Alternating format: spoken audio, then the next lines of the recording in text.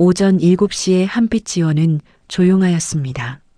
마포구 골목 안쪽 낡은 건물 3층에 자리 잡은 이 작은 재활의학과 의원은 아직 하루를 시작하기 전이었습니다. 창밖으로 봄 햇살이 비스듬히 스며들었고 먼지 알갱이들이 빗속에서 느리게 떠다녔습니다. 박소연은 진료실 책상 앞에 앉아 전날 받아둔 차트를 넘기고 있었습니다. 68살. 재활의학과 전문의로 살아온 세월이 꼭 30년이었습니다. 그녀의 손가락은 익숙하게 페이지를 넘겼습니다. 하지만 눈은 글자 위를 미끄러졌고 생각은 자꾸만 사흘 전 밤으로 돌아갔습니다. 화장실로 가려던 순간이었습니다. 새벽 2시 복도 불을 켜지 않은 채 침대에서 일어섰을 때였습니다. 몸이 왼쪽으로 기울었습니다. 불과 반보, 아주 짧은 흔들림이었습니다. 벽에 손을 짚고 나서야 중심이 잡혔습니다. 피곤해서 그랬을 것입니다. 날이 더워서 혹은 잠에서 너무 갑자기 깨어나서 그랬을 것입니다. 그렇게 생각할 수도 있었습니다. 그러나 그녀는 30년간 그런 말을 환자들에게 들어온 의사였습니다. 그냥 피곤해서요. 별것 아닐 거예요. 나이가 들면 다 그런 거 아닌가요? 그리고 그녀는 매번 같은 대답을 돌려주었습니다. 부드럽지만 단호하게. 그렇지 않습니다. 몸은 항상 먼저 말합니다. 우리가 듣지 않을 뿐이에요. 그 말이 이제 자신에게 되돌아오고 있었습니다. 박소연은 서울 출신이 아니었습니다. 경남 고성의 작은 마을에서 태어나 형제 중 유일하게 대학에 진학하였습니다. 의대를 선택한 것은 딱히 사명감 때문이 아니었습니다. 고등학교 3학년 여름 아버지가 뇌졸중으로 쓰러졌고 그 후 2년을 재활치료로 보냈습니다. 그때 매주 아버지의 팔다리를 움직여주던 치료사의 모습을 소연은 잊지 못하였습니다. 낫게 하는 것이 아니라 다시 살아갈 수 있도록 돕는 일. 그것이 재활이었습니다. 졸업 후 대형 병원을 마다하고 마포에 개원한 것도 그 때문이었습니다.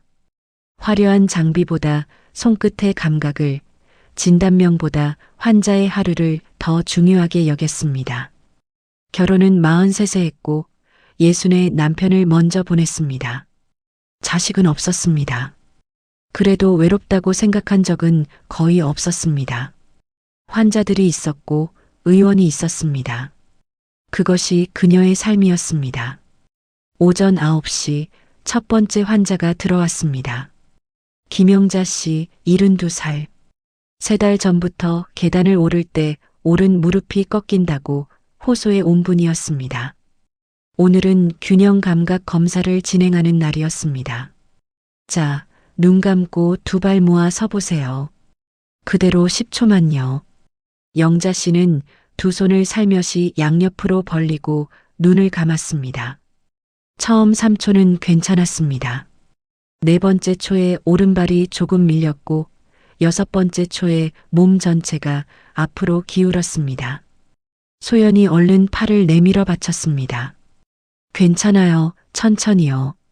영자 씨는 멋쩍게 웃었습니다.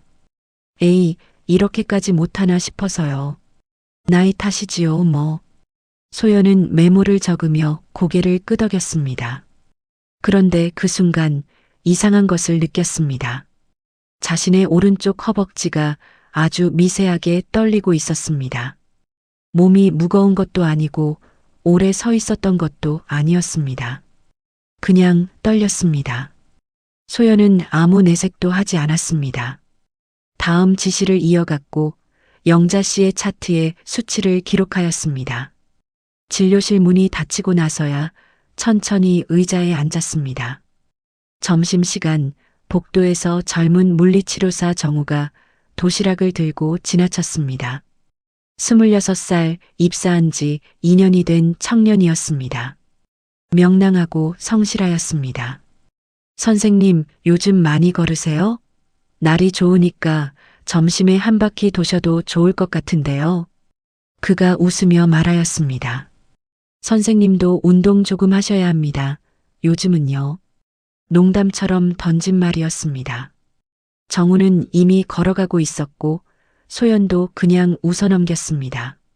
그런데 엘리베이터를 기다리는 동안 그 말이 자꾸 마음 한켠에 걸렸습니다. 선생님도. 그 도라는 한 글자가 이상하게 오래 남았습니다. 오후 진료가 끝나고 소연은 혼자 진료실에 앉아 있었습니다. 창밖으로 해가 기울고 있었습니다.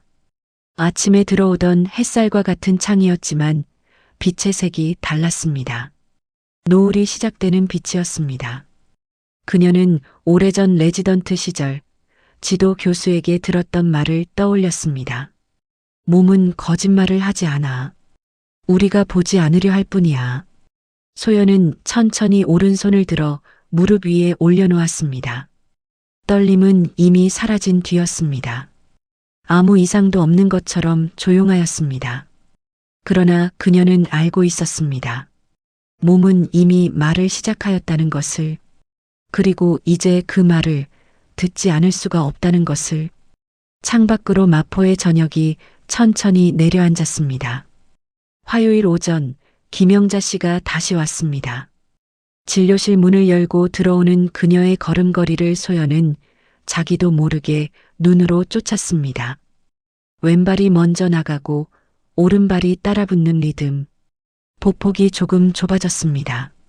시선은 발끝 가까이 떨어져 있었습니다. 무의식적으로 땅을 확인하며 걷는 사람의 눈빛이었습니다. 지난주보다 어때요? 걷는 건 괜찮아요. 근데 자꾸 어지러워요. 갑자기 고개를 돌리면 세상이 한 박자 늦게 따라와요. 영자 씨는 웃으며 말하였지만 그 웃음에는 오래 참아온 사람의 피로가 배어 있었습니다. 소연은 이경 검사 결과지를 다시 펼쳤습니다. 뇌의 평형기관, 세방고리관. 수십 년 동안 수백 명의 환자 차트에서 보아온 수치들이었습니다. 그러나 오늘은 그 숫자들이 조금 다르게 읽혔습니다. 영자 씨는 한때 무용 선생이었습니다. 40 중반까지 학원을 운영하였고 무대에도 섰습니다. 소연이 처음 그녀를 만났을 때 진료 의자에 앉는 자세부터 달랐습니다. 허리가 곧았고 손끝이 단정하였습니다. 몸으로 사는 사람의 태도가 거기에 있었습니다. 그런 사람이 지금 걸을 때마다 벽을 찾고 있었습니다. 선생님, 제가 왜 이러는 걸까요? 넘어진 것도 아니고 다친 것도 아닌데. 나이가 들면 귀 안쪽의 평형 감각을 담당하는 조직이 조금씩 굳어요. 자연스러운 변화예요. 자연스럽다고요? 영자 씨의 목소리가 조금 날카로워졌습니다. 무용을 30년 했어요. 한 발로 서서 눈을 감아도 흔들리지 않았는데 그게 자연스럽게 없어지는 게 말이 됩니까? 선생님. 소연은 잠시 말이 없었습니다. 그것은 반박할 수 없는 말이었습니다. 의학적으로는 설명이 되었지만 그 설명이 이 사람 앞에서는 아무런 위로가 되지 않는다는 것을 알았습니다. 맞아요. 말이 안 되지요. 소연이 천천히 말하였습니다. 그러니까 잃어버린 것을 되찾으려 하지 말고 지금 남아있는 것을 더 정확하게 쓰는 연습을 해야 해요. 그게 우리가 할 수 있는 일이에요. 영자 씨는 대답 없이 창밖을 바라보았습니다. 소연도 더 말을 잇지 않았습니다. 오후 첫 번째 환자는 이정호 씨였습니다. 70살, 35년 경력의 택시기사. 목과 어깨 통증으로 석 달째 물리치료를 받고 있었지만 오늘은 다른 이야기를 꺼냈습니다. 선생님, 저 솔직히 한 가지 여쭤봐도 됩니까? 그는 진료 의자에 앉아 두 손을 무릎 위에 올린 채 말하였습니다. 손이 조금 긴장되어 있었습니다. 앞에 차가 멈추는 게 보여요. 눈으로는 분명히 봤어요. 그런데 브레이크가 늦게 밟혀요. 내가 멍청해진 건지 아니면 다리가 말을 안 듣는 건지. 소연은 손에 쥐고 있던 펜을 내려놓았습니다. 언제부터요? 한 6달. 처음엔 그냥 피곤해서 그런가 했어요. 근데 자꾸 이러니까. 사고는 없었고요? 없었어요. 그래서 더 무서운 겁니다. 아직은 아무 일 없었으니까. 그 말 끝에 이정호 씨는 입을 닫았습니다. 소연은 그 침묵의 의미를 알았습니다. 아직은 이라는 두 글자가 담고 있는 무게였습니다. 뇌에서 눈으로, 눈에서 판단으로, 판단에서 근육으로 이어지는 회로. 그 경로가 나이와 함께 조금씩 느려지는 것은 피할 수 없는 일이었습니다. 문제는 그 사람이 그것을 모른 채 매일 운전대를 잡고 있다는 것이었습니다. 반응 속도 검사를 한번 해봐야 할 것 같아요. 그리고 솔직하게 말씀드릴게요. 지금 느끼시는 게 단순한 피로 때문만은 아닐 수 있어요. 이정호 씨의 얼굴이 굳었습니다.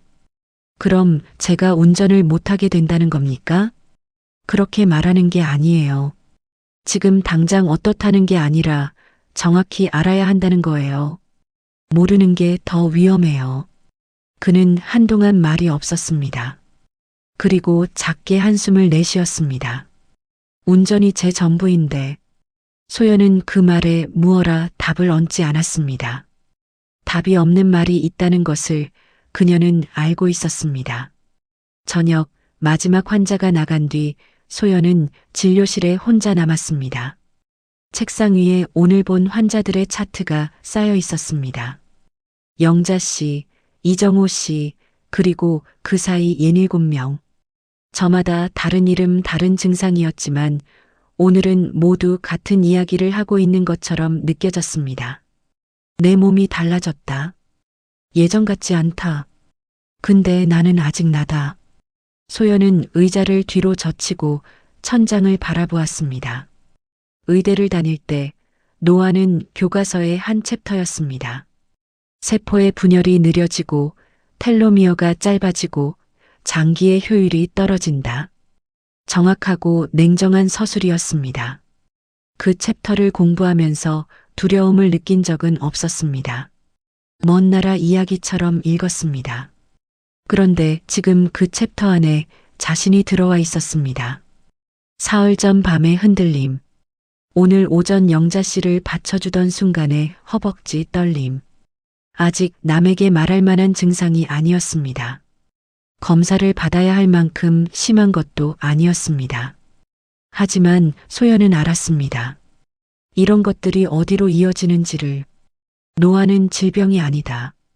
그러나 모르는 채로, 체념한 채로 두면 재앙이 된다. 그것은 소연이 수십 년간 환자들에게 해온 말이었습니다. 강의에서도 상담에서도. 그런데 오늘 처음으로 그 말이 자신을 향하고 있다는 것을 느꼈습니다. 소연은 천천히 몸을 일으켜 창가로 갔습니다. 마포의 골목에 가로등이 켜지고 있었습니다. 퇴근길 사람들이 지나갔습니다.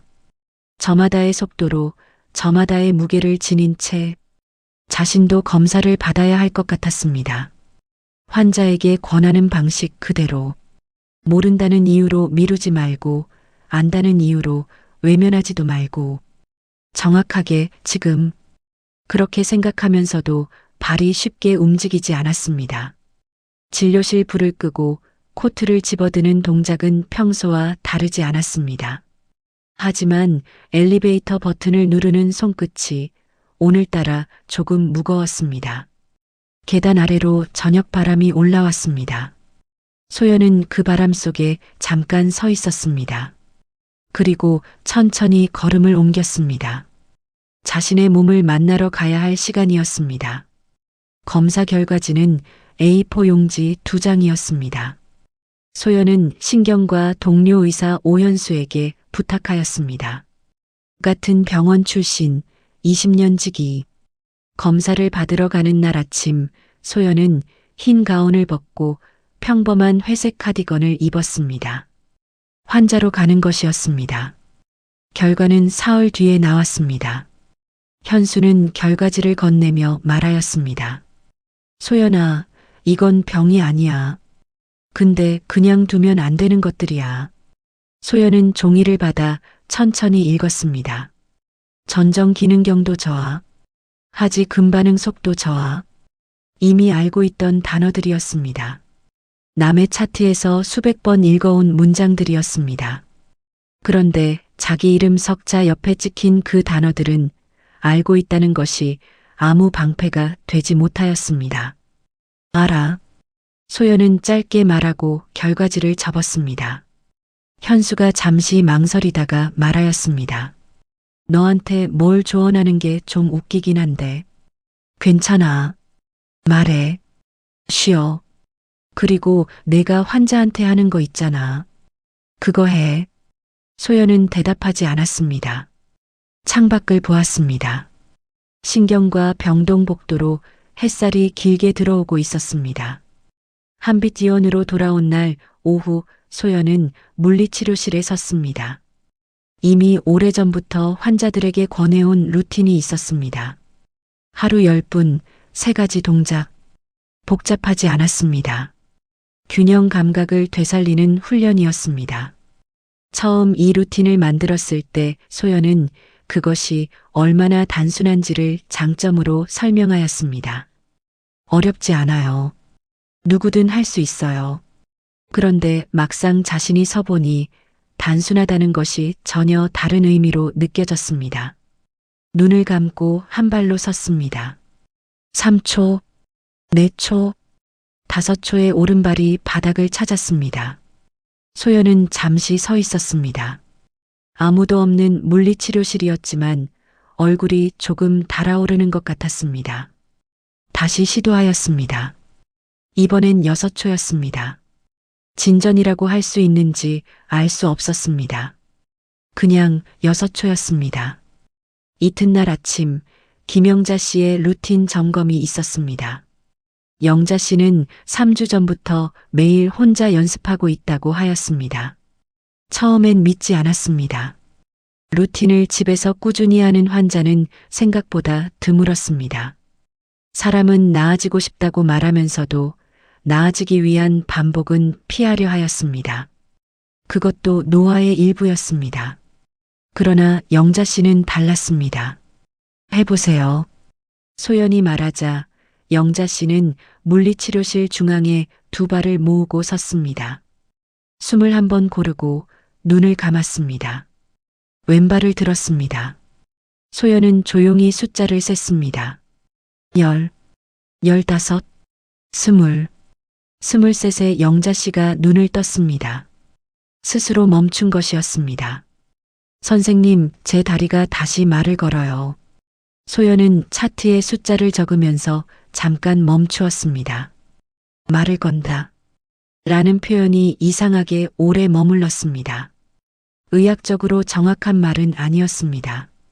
하지만 틀린 말도 아니었습니다. 어쩌면 가장 정확한 말이었습니다. 잘하셨어요. 정말로. 소연의 목소리가 평소보다 조금 낮아졌습니다. 물리치료사 정호는 그 무렵 루틴에 음악을 붙이기 시작하였습니다. 처음엔 소연이 의아하게 바라보았습니다. 치료실에 스피커가 들어오고 8박자짜리 잔잔한 피아노 선율이 깔렸습니다. 정우는 그것을 리듬 리커버리라 불렀습니다. 선생님, 박자가 생기면 몸이 덜 긴장해요. 뇌가 다음 동작을 예측하거든요. 틀린 말이 아니었습니다. 리듬은 신경계를 안정시켰습니다. 소연도 알고 있었습니다. 하지만 그것을 이렇게 가볍게, 즐겁게 쓴다는 생각은 해보지 않았습니다. 이정호 씨가 처음으로 웃은 것도 그날이었습니다. 뒤꿈치와 발끝을 교대로 딛는 직선 걷기 훈련이었습니다. 그는 3번째 시도에서 중심을 잃고 비틀거렸습니다. 그 순간 음악의 박자와 정확히 맞아떨어지는 바람에 마치 일부러 춤을 춘 것처럼 보였습니다. 정우가 웃었고 이정호 씨도 따라 웃었습니다. 야, 나 이제 택시 대신 댄스홀 나가야겠다. 치료실에 웃음이 번졌습니다. 소연은 유리창 너머로 그 장면을 보았습니다. 웃음소리가 복도까지 새어나왔습니다. 오랜만에 듣는 소리였습니다. 아니, 의원에 늘 있었던 소리였을 텐데 자신이 듣지 못하고 지나쳤던 것일 수도 있었습니다. 그러나 새벽은 달랐습니다. 소연은 요즘 새벽 5시면 눈이 떠졌습니다. 잠이 옅어진 탓도 있었고 몸의 어딘가가 조용히 신호를 보내는 탓도 있었습니다. 오른손을 들어보면 아주 미세한 떨림이 느껴졌습니다. 눈으로 볼 수 있는 것이 아니었습니다. 손바닥을 펼쳐 빛에 비추어도 아무것도 보이지 않았습니다. 그러나 느껴졌습니다. 검사 결과에는 없던 증상이었습니다. 아직 검사에 잡히지 않을 만큼 작은 것인지 아니면 자신이 지나치게 예민해진 것인지 소연은 알 수 없었습니다. 의사로서의 판단과 환자로서의 감각이 충돌하였습니다. 의사는 말하였습니다. 증거가 없으면 섣불리 결론 내리지 말라고. 환자는 말하였습니다. 몸은 거짓말을 하지 않는다고. 소연은 침대에서 일어나 거실 창가로 갔습니다. 유리창에 새벽 어둠이 깔려 있었습니다. 창 너머 마포의 골목은 아직 잠들어 있었습니다. 소연은 유리에 비친 자신의 얼굴을 바라보았습니다. 68살. 흰머리가 절반을 넘은 지 오래였습니다. 눈가와 입가의 주름은 낯설지 않았습니다. 오래 함께 살아온 것들이었습니다. 그녀는 천천히 두 발을 모았습니다. 그리고 오른발을 조금 들었습니다. 어둠 속에서 혼자 균형을 잡았습니다. 3, 4, 5, 6, 발이 내려왔습니다. 소연은 유리창 앞에 그대로 서서 조용히 말하였습니다. 몸아, 나랑 다시 연습하자. 혼자 하는 말이었습니다. 처방전도 아니고 의사의 조언도 아니었습니다. 30년간 수없이 많은 몸을 다루어 온 사람이 자신의 몸 앞에서 처음으로 꺼낸 부탁이었습니다. 창 너머로 어둠이 조금씩 옅어지고 있었습니다. 마포의 첫 새벽이 시작되고 있었습니다. 소연은 다시 한 발을 들었습니다. 이번엔 더 오래 버텨보기로 하였습니다. 그날은 목요일 오후였습니다. 물리치료실에 6명이 모였습니다. 리듬 리커버리 단체 훈련이 시작된 지 2번째 주였습니다. 정우가 스피커 볼륨을 조금 높였고 8박자 피아노 선율이 공간을 채웠습니다. 참여자들의 나이는 63부터 75까지였습니다. 저마다 다른 이유로 이 방에 왔지만 오늘만큼은 같은 박자 위에 서 있었습니다. 김영자 씨는 맨 앞줄에 섰습니다. 소연은 치료실 옆 유리창 너머에서 지켜보고 있었습니다. 영자 씨의 자세를 눈으로 확인하였습니다. 어깨가 내려가 있었습니다. 지난 몇 주와 달리 긴장이 풀린 모습이었습니다. 좋은 신호였습니다. 뒤꿈치 마이너스 발끝 걷기가 시작되었습니다. 한 발, 두 발, 세 발. 영자 씨의 몸이 앞으로 기울었습니다. 오른발이 박자를 놓쳤습니다. 그리고 그 다음 순간이 너무 빨랐습니다. 소연은 유리문을 열고 뛰어들었습니다. 반사였습니다. 생각보다 몸이 먼저였습니다. 손을 뻗었고 영자 씨의 팔을 잡았습니다. 그러나 속도를 다 막지는 못하였습니다. 두 사람은 함께 바닥에 주저앉았습니다. 치료실이 조용해졌습니다. 정우가 음악을 껐습니다. 소연은 먼저 영자 씨의 얼굴을 확인하였습니다. 이마가 붉어진 것 외에 외상은 없었습니다. 손목을 짚어보았습니다. 맥박이 빨랐습니다. 놀란 것이었습니다. 영자 씨, 어디 아파요? 영자 씨는 대답하지 않았습니다. 잠시 후 그녀의 어깨가 조금 흔들렸습니다. 소연은 그것이 통증 때문이 아니라는 것을 알았습니다. 선생님, 영자 씨의 목소리가 떨렸습니다. 저 이제 그만 와야겠어요. 몸이 저를 버려요. 치료실 안에 다른 환자들이 시선을 거두었습니다. 정우는 조용히 옆방 문을 열어두었습니다. 소연은 바닥에 함께 앉은 채로 영자 씨의 손을 잡았습니다. 차가웠습니다. 영자 씨, 소연은 천천히 말하였습니다. 몸은 버린 게 아니에요. 도와달라고 하는 거예요. 우리가 답을 줄 차례예요. 영자 씨가 고개를 들었습니다. 눈가가 젖어 있었습니다. 그게 쉬운 말이에요, 선생님. 알아요. 소연은 부정하지 않았습니다. 쉬운 말이에요. 근데 제가 지금 드릴 수 있는 가장 진짜 말이에요. 두 사람은 한동안 바닥에 앉아 있었습니다. 정우가 조심스럽게 다가와 팔을 내밀었습니다. 소연이 먼저 일어서고 영자 씨를 이끌어 올렸습니다. 영자 씨의 손에 힘이 들어왔습니다. 약하지 않은 손이었습니다. 그날 저녁 소연은 일찍 퇴근하였습니다. 집에 들어서며 불을 켜지 않았습니다. 현관 앞에 잠시 서 있다가 거실 서랍장 위의 사진 앞으로 걸어갔습니다. 남편의 사진이었습니다. 박진우, 66에 세상을 떠났습니다. 퇴직 후 첫 해 겨울, 빙판길에서 넘어졌습니다. 낙상이었습니다. 고관절 골절, 수술은 잘 되었습니다. 하지만 이후 합병증이 겹쳤고 6달을 버티다 갔습니다. 소연은 그때 매일 병원에 있었습니다. 남편 곁에도 있었고 자신의 환자들 곁에도 있었습니다. 둘 다 놓치지 않으려 하였습니다. 그러나 돌아보면 어느 쪽도 온전히 함께하지 못하였다는 생각이 지워지지 않았습니다. 여보, 소연은 조용히 말하였습니다.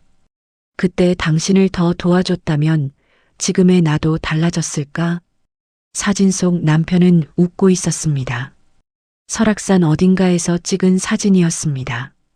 바람에 머리카락이 날리고 있었습니다. 그는 생전에 자주 말하였습니다. 당신은 환자한테 하는 말 반만 나한테 해줘도 됐을 텐데. 농담처럼 하던 말이었습니다. 소연은 그때마다 웃어넘겼습니다. 지금은 그 말이 다르게 들렸습니다. 소연은 한동안 서 있었습니다. 불을 켜지 않은 거실에 바깥 가로등 빛이 비스듬히 들어오고 있었습니다. 남편의 얼굴이 그 빛 안에 있었습니다. 의사여서 더 잘 알면서 의사여서 더 멀리 있었다. 그 생각이 처음 드는 것이 아니었습니다.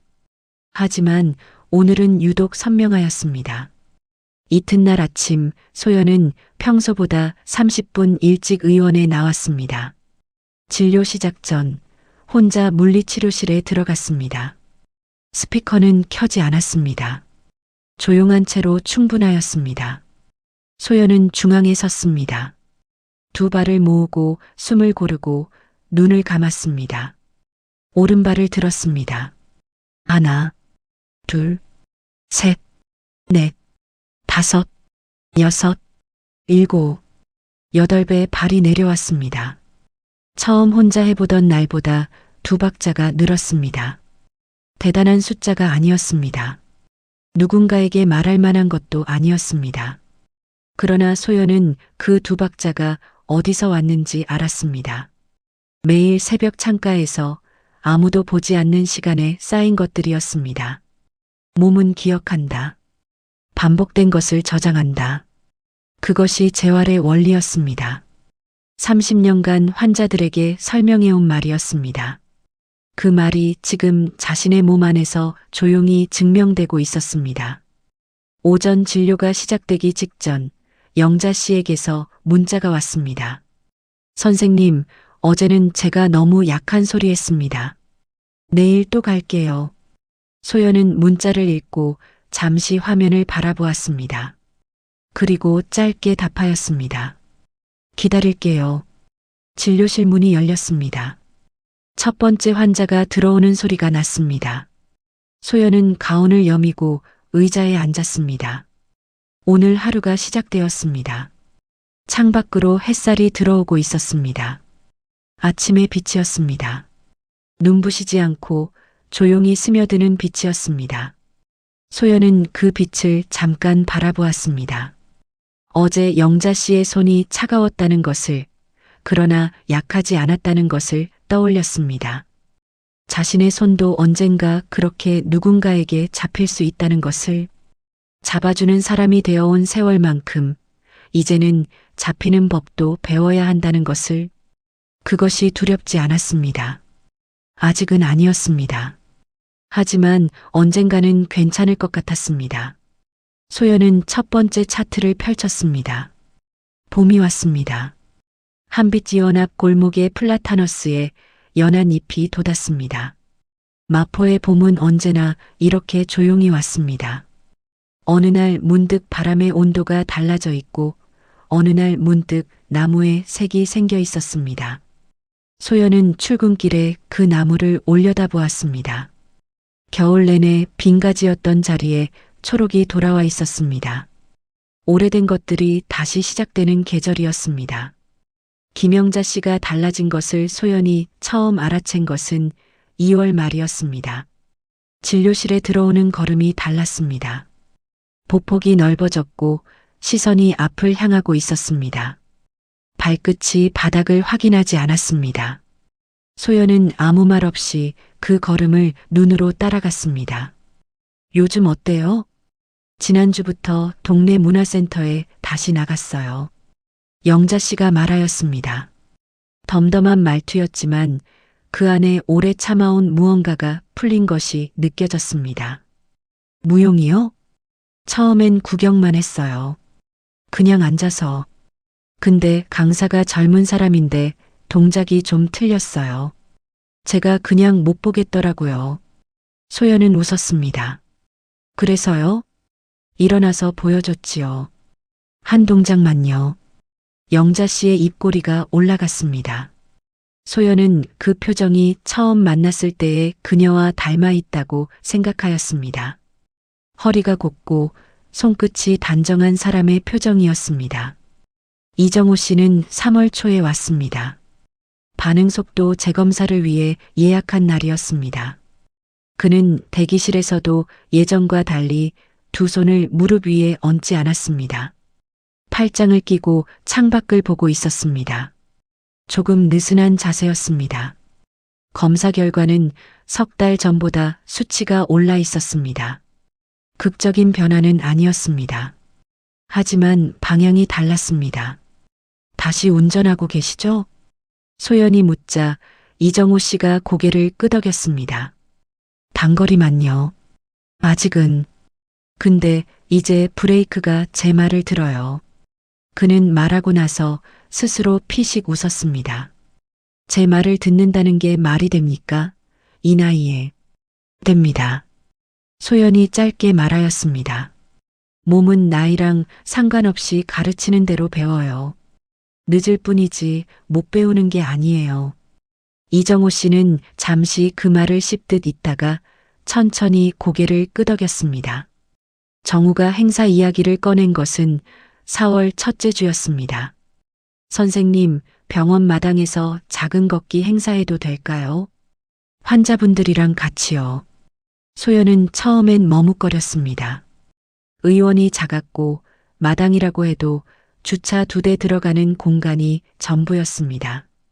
거창한 것은 어울리지 않았습니다. 작게 해요. 정우가 웃으며 말하였습니다. 아주 작게요. 그냥 같이 걷는 거예요. 소연은 잠시 생각하다가 고개를 끄덕였습니다. 4월 셋째 토요일 오전이었습니다. 마당에 접이식 의자 12개가 놓였습니다. 정우가 스피커를 창틀에 걸었습니다. 환자 8명이 모였습니다. 영자 씨와 이정호 씨도 있었습니다. 그리고 석 달 전부터 손악력 훈련을 받아온 한미선 씨도 왔습니다. 65살 혼자 김치를 담그지 못하게 된 이후로 무기력해졌던 분이었습니다. 오늘 그녀는 직접 담근 깍두기 한 통을 들고 왔습니다. 이거 드시라고요. 이번엔 제 손으로 했어요. 소연은 그 통을 두 손으로 받았습니다. 뚜껑에 손자국이 선명하였습니다. 행사는 소박하였습니다. 준비된 순서도 없었습니다. 정우가 음악을 틀었고 사람들이 마당을 천천히 걷기 시작하였습니다. 2바퀴, 3바퀴 걸으면서 이야기를 나누었습니다. 누군가 손을 먼저 내밀었고 옆 사람이 그 손을 잡았습니다. 소연은 마당 한쪽에 서서 그 모습을 바라보았습니다. 의원을 연지 25년이 넘었습니다. 환자가 낫는 것을 수없이 보아왔습니다. 하지만 오늘처럼 나음과 기쁨이 같은 얼굴로 걷는 것을 본 것은 오랜만이었습니다. 아니, 어쩌면 처음이었습니다. 정우가 스피커 앞에 섰습니다. 음악이 잠시 멈추었습니다. 그는 손에 아무것도 들지 않았습니다. 메모도 없었습니다. 오늘 이 운동은요. 정우가 말하였습니다. 평소의 목소리였습니다. 낭독하듯 꾸민 목소리가 아니었습니다. 단지 근육을 위한 게 아니에요. 용기를 위한 겁니다. 다시 해보겠다고 여기 나오신 것 자체가 이미 운동이에요. 마당이 잠시 조용하였습니다. 영자 씨가 박수를 쳤습니다. 한 박자 뒤에 이정호 씨가 따라 쳤습니다. 작은 박수였습니다. 그러나 마당에 모인 사람들이 모두 함께였습니다. 소연도 손뼉을 쳤습니다. 사람들이 떠난 뒤 소연은 마당에 혼자 남았습니다. 접이식 의자들을 안으로 들이기 전에 잠깐 그 자리에 섰습니다. 봄바람이 불었습니다. 한빛이 온 간판이 가볍게 흔들렸습니다. 오래된 간판이었습니다. 칠이 군데군데 바랬지만 글자는 여전히 선명하였습니다. 소연은 천천히 두 발을 모았습니다. 눈을 감았습니다. 오른발을 들었습니다. 봄바람이 발목을 스쳤습니다. 몸이 왼쪽으로 조금 기울었습니다. 소연은 배 안쪽 깊은 곳에서 힘을 끌어올렸습니다. 매일 새벽 창가에서 연습해온 그 힘이었습니다. 하나, 둘, 셋, 넷, 다섯, 여섯, 일곱, 여덟, 아홉, 열에 눈을 떴습니다. 스스로 멈춘 것이었습니다. 발을 내려놓으며 소연은 조용히 생각하였습니다. 이르는 끝이 아니구나. 내 몸이 다시 배우기 시작한 나이구나. 말로 꺼내지 않았습니다. 그냥 그렇게 느꼈습니다. 그것으로 충분하였습니다. 저녁 퇴근길에 소연은 플라타너스 앞에 잠시 멈추었습니다. 아침보다 잎이 더 진해진 것 같았습니다. 하루 사이에 그렇게 달라지지는 않을 것이었습니다. 하지만 그렇게 느껴졌습니다. 보는 눈이 달라지면 같은 것도 다르게 보인다는 것을 소연은 알고 있었습니다. 30년 전 재활의학을 선택하던 나를 생각하였습니다. 낫게 하는 것이 아니라 다시 살아갈 수 있도록 돕는 일. 그 말이 지금도 틀리지 않았습니다. 다만 이제는 그 말 안에 자신도 포함되어 있다는 것을 알았습니다. 의사도 환자였습니다. 가르치는 사람도 배우는 사람이었습니다. 그것이 부끄러운 일이 아니었습니다. 오히려 그것을 알고 나서야 진짜 함께 걸을 수 있는 것 같았습니다. 봄바람이 다시 불었습니다. 소연은 걸음을 옮겼습니다. 균형 잡힌 발끝으로, 리듬을 아는 걸음으로. 마포의 저녁 골목이 그 걸음을 받아들였습니다. 노화는 여전히 진행 중이었습니다. 내일 새벽에도 손끝의 떨림은 느껴질 것이었습니다. 균형을 잡는 연습은 끝나지 않을 것이었습니다. 하지만 그것이 이제는 두렵지 않았습니다. 몸은 계속 말하고 있었습니다. 소연은 이제 그 말을 듣는 법을 알았습니다. 그리고 대답하는 법도. 한빛 지원의 불이 꺼졌습니다. 간판만 조용히 빛났습니다. 골목 끝에서 봄밤이 시작되고 있었습니다.